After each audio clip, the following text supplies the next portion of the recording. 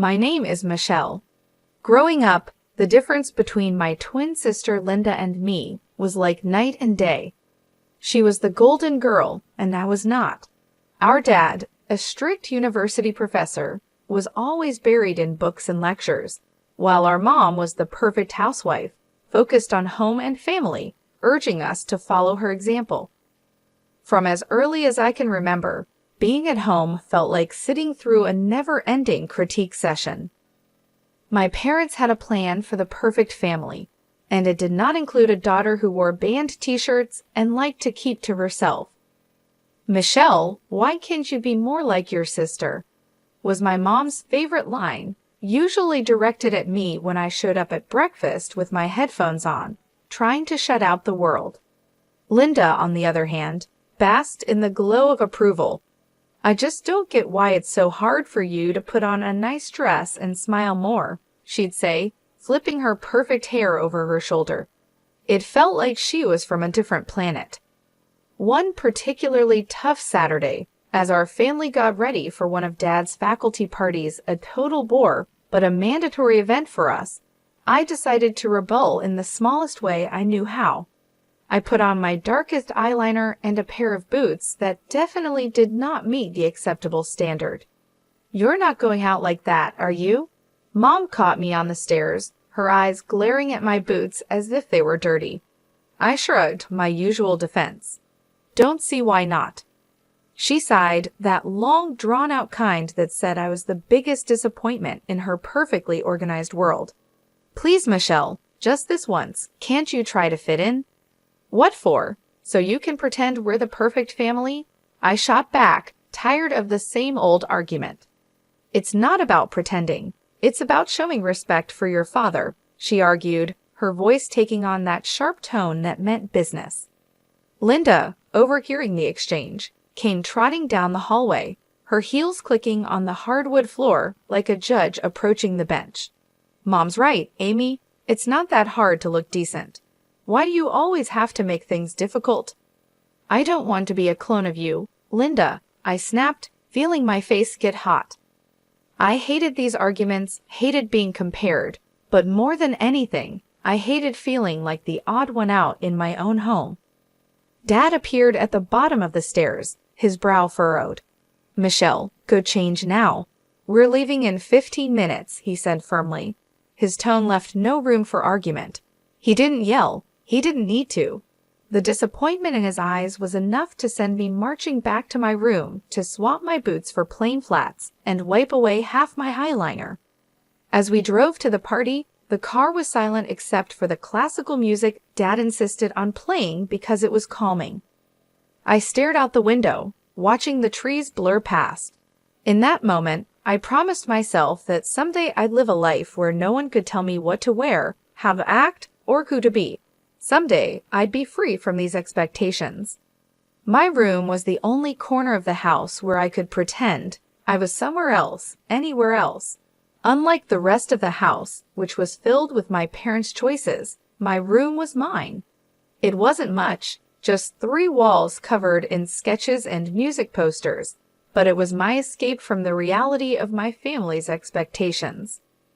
One evening, as I was trying to lose myself in a playlist of my favorite bands, Dad knocked and marched into my room, his face set in a familiar frown. "Michelle, turn that noise down, and why haven't you studied with Linda today? You know you both have exams coming up," he said, his voice stern. I pulled out one earbud and looked up at him, trying to keep my voice calm. "I've been studying, just not with Linda. I learned better on my own." Dad shook his head, clearly not believing me. "You know the rules. Your sister gets good grades, and you should be doing the same. I don't see why you always have to make things difficult." "It's not about making things difficult," I said, feeling my frustration grow. "I just don't see why I have to do everything Linda's way. Can't I have my own way of studying?" He didn't respond to that, just switched to another complaint. "And those friends of yours, I saw you with them at the cafe yesterday.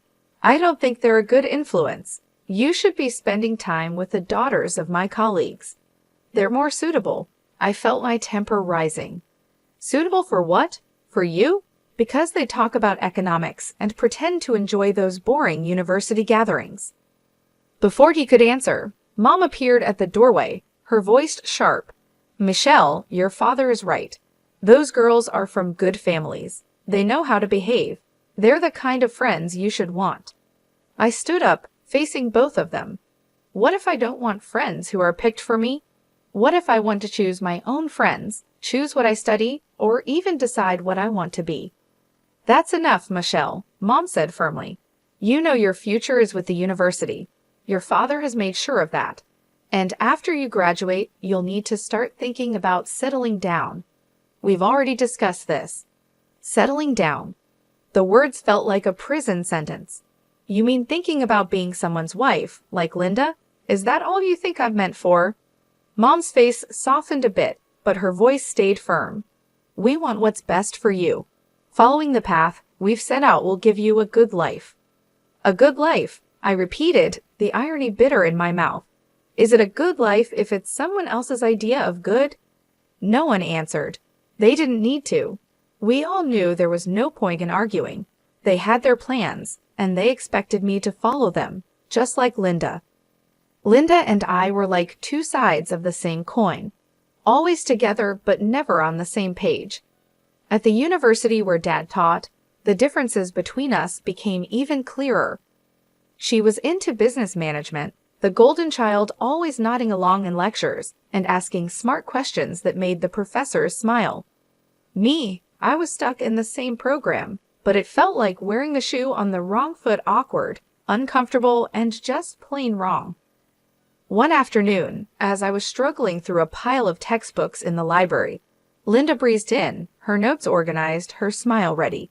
Hey, Amy, you coming to the study group tonight? Professor Hall mentioned he might drop by. It could be good for us to show up, she said, her tone light but insistent. I glanced up, feeling the weight of her expectations. No, I don't think so. Those things aren't really my scene, you know. She frowned, putting her books down with a thud that matched her disapproval. It's not about it being your scene, Amy. It's about making the right impressions. You need to start taking this seriously. We're graduating soon. I shrugged and turned back to my notes. I am taking it seriously, just not in a way that makes me unhappy. Why should I pretend? Because, Amy, sometimes you have to play the game to get ahead, she said, waving at her neat textbooks and color-coded notes. It's not about liking it. It's about doing what's necessary. I shook my head and pushed my chair back with a scrape. Well, maybe I'm tired of doing what's necessary according to everyone else. Did you ever think of that? Her voice softened, but her eyes were still firm. Amy, I'm just trying to help you. Dad won't always be around to fix things. What will you do if you keep pushing everyone away? Maybe I'll figure it out on my own. Maybe I don't need to follow Dad's path or yours, I replied, feeling a surge of defiance. Linda sighed, clearly frustrated. You're so stubborn. Just try, okay. For me, if not for yourself, show up tonight and talk to Professor Hall. It won't kill you. I looked at her, really looked, and saw not just my perfect sister, but someone who cared in her own way. Fine, I'll think about it. I conceded, not ready to promise more. Thank you, she said, her smile returning. It's not that bad, you know. You might even like it if you gave it a chance. Doubt it, I muttered, but I knew I had lost this round. For Linda, I'd show up, sit through another boring discussion, and not at the right times. It was just a few hours. How bad could it be? As it turned out, not as bad as I thought. Professor Hall was surprisingly interesting when he wasn't lecturing from a podium. I even asked a question, which earned a shocked but pleased look from Linda. Later, as we walked back to our dorm, Linda nudged me. See, not so terrible, right? That fragile piece didn't last long. In our final year, Linda introduced us to her fiancé, a lawyer 12 years older, already well-established and exactly what our parents dreamed of. Mom and Dad were thrilled, praising Linda for making such a smart choice. Then they turned their hopeful eyes on me. Now, Michelle, it's your turn to find someone suitable, Dad said one evening over dinner, his tone implying my time was running out. Mom nodded enthusiastically, already planning out my life as if it were another one of her well-organized projects. Think about your future, dear, someone who can provide for you, who has a good standing. I remember staring at my plate, feeling trapped. Linda's wedding was planned down to the smallest detail by Mom. From the bridesmaids' dresses to the flowers, everything showed off her perfect vision of family prestige. After the wedding, Mom often visited Linda, giving advice and making sure Linda's life went exactly as she had planned. Watching this, I knew one thing for sure. I didn't want my life controlled by someone else. One day, I was walking down the street, lost in thoughts about escaping the life my parents wanted for me, when I heard the deep rumble of a motorcycle. Curiosity made me look. That's when I saw him, Brian, with his leather jacket and carefree smile, pulling up beside me.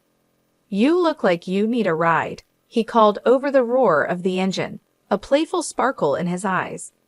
I hesitated, looking back toward the path home, then at his outstretched hand. What did I have to lose? "Sure, why not?" I said, my voice a mix of nerves and excitement. Climbing onto the back of his bike, I felt a rush of adrenaline as we sped away.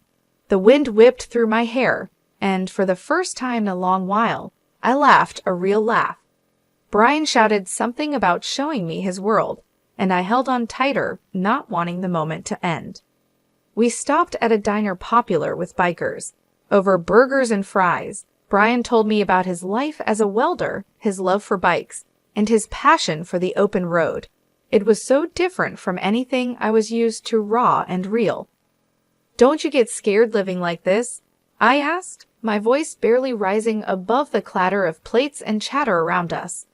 "Scared? No, it's thrilling. You never know what's around the corner. Isn't that better than having everything planned out for you?" he replied, his eyes lighting up with each word. Over the next few weeks, we met in secret. Each ride on Brian's motorcycle took me further from the life I was supposed to live and closer to the life I wanted. The speed, the adventure, it wasn't just about the thrill. It was about feeling alive, feeling free. One evening, as we watched the sunset from a secluded overlook, Brian turned to me. "Michelle, I don't just ride to escape. I ride to feel alive, to make every moment count. With you, every moment feels like it's worth something." I leaned into him, my heart beating fast. "I've never felt like this before. You make me feel free, Brian." He smiled, pulling me closer. "Then let's not go back to just existing. Let's live." 5 months with Brian felt like a lifetime of moments. I had always dreamed of the day he would propose under the stars, with the gentle rumble of his bike in the background. My heart said yes before my mouth could form the word. It was perfect, except for one big problem: my parents. I was scared to introduce Brian to them. He was everything they disapproved of: his rough edges, his wild spirit, his simple but happy life as a welder. But love gave me courage, and I decided it was time for them to know. The day I brought Brian home, he wore his usual leather vest, red t-shirt, ripped jeans, and a bandana. I loved that about him. He was always himself. As we walked up the driveway, I could already feel the weight of my parents' judgment. When we stepped inside, Mom's face went pale at the sight of Brian, her eyes widening in shock. "What in the world, Michelle?" she gasped, her voice barely a whisper. Dad's reaction was harsher, his words sharp as knives. "Who is this, and why is he dressed like a thug in our house?" I took a deep breath to steady my nerves. "Mom, Dad, this is Brian. He's the man I love. We're getting married." The silence was deafening. Then Dad turned to Brian, his tone full of disdain. "Married? What do you do for a living, young man? What are your qualifications?" Brian, bless him, didn't waver. "I'm a welder. I took some specialized courses after high school. I work hard and make an honest living." The look on my parents' faces was a mix of horror and disbelief. Mom looked like she might faint. "A welder, Michelle? You can't be serious." Dad's voice rose, anger flaring. You expect us to bless this, to throw away your future for a welder. I felt my resolve harden. Yes, because he makes me happy. Isn't that what should matter? But the life you'll lead, Mom started, her voice trembling. It will be the life I choose, I shot back, my own voice gaining strength. Dad shook his head, his decision clear. We cannot and will not support this. If you choose him, don't expect to be a part of this family. The finality in his tone broke my heart, but not my decision. Brian squeezed my hand, giving me the strength to face them. Then I choose Brian. I choose us. I choose my happiness. Mom's eyes filled with tears, and Dad's jaw clenched tight. If you walk out with him, don't bother coming back, Dad said, his voice cold. Walking away from my parents' house with Brian, my heart was a mess of emotions, pain, relief, excitement, and fear all mixed into one. The night air felt different, like each breath was a new beginning. I took a step further into a new life. We rode in silence for a while, the steady roar of the motorcycle beneath us. When we finally stopped at a small diner on the edge of town, Brian turned to me with a serious look. Are you sure about this, Michelle? I mean, really sure. There's no going back after tonight, he said, his eyes searching mine for any sign of doubt. I nodded, squeezing his hand tightly. I've never been more sure of anything. Being with you feels right. It feels like what I'm meant to do. He smiled that reckless, charming smile that had won me over the first day we met. All right then, let's do it. Let's start our life together. Inside the diner, we found a quiet booth in the corner. The waitress brought us 2 coffees without asking, and we sat there planning our next steps. So what's first? I asked, stirring cream into my coffee and watching it swirl. We'll need to find a place to stay, at least for a while, and maybe look for jobs. I have some buddies who can help us get started, Brian replied, sounding practical but hopeful. It's going to be tough, isn't it? I said, more as a statement than a question. The reality of what we were doing was starting to sink in. Brian reached across the table and covered my hand with his. It might be, but we'll handle it together. Tough is nothing new for either of us, right? I couldn't help but laugh a short, genuine burst of amusement. Right, together. We spent hours in that diner talking and planning. Every so often, Brian would mention an idea that sounded so wild and free that it made my heart jump. And maybe one day, we'll save enough to take that road trip across the country. Just you, me, and the open road. I like that, I said, allowing myself to dream bigger than I ever had. Riding back into the city, we began our search. The next few weeks were a blur of activity. We found a small apartment on the edge of town. It wasn't fancy, but it was ours. Brian found work at a local garage, and I picked up shifts at a nearby diner. Life was hard, but it was ours. We made do with what we had, and every night when we came home to each other, it felt like we had everything. Months later, we decided it was time to make it official and got married in a small, intimate ceremony. I held onto a small hope that my family would show up, that they would see how happy I was and let go of their prejudices. But the chairs we had reserved for them stayed empty, and no congratulatory messages came. Despite the sting of their absence, the day was perfect because it was ours. Over time, I grew very close to Brian's mom. She welcomed me with open arms, calling me her daughter and filling in the gaps left by my own family. Her warmth and acceptance helped heal some of the wounds left by my parents' rejection. Things finally started looking up for Brian and me. After he completed some additional training and became a certified underwater welder, his income shot up to $230,000 a year. That change made a huge difference. We managed to buy a townhouse in a nice area, the kind of place I had always dreamed about but never thought I'd actually live in. I started working as a dispatcher in Brian's company. It wasn't just a job. It felt like I was part of something important, supporting the man I loved and building our future together. On weekends, we escaped the city on his bike, roaring through winding roads and taking in the breathtaking views of nature. Those moments, with the wind in my hair and Brian's warmth against my back, were pure bliss. Living nearby, my mother-in-law became a frequent visitor. One afternoon, while Brian was tinkering in the garage and I was making coffee, she arrived looking a bit troubled. "There's been some bad news," she said as she settled down at the kitchen table. "Something about a professor at the university involved in a harassment scandal." My heart skipped a beat.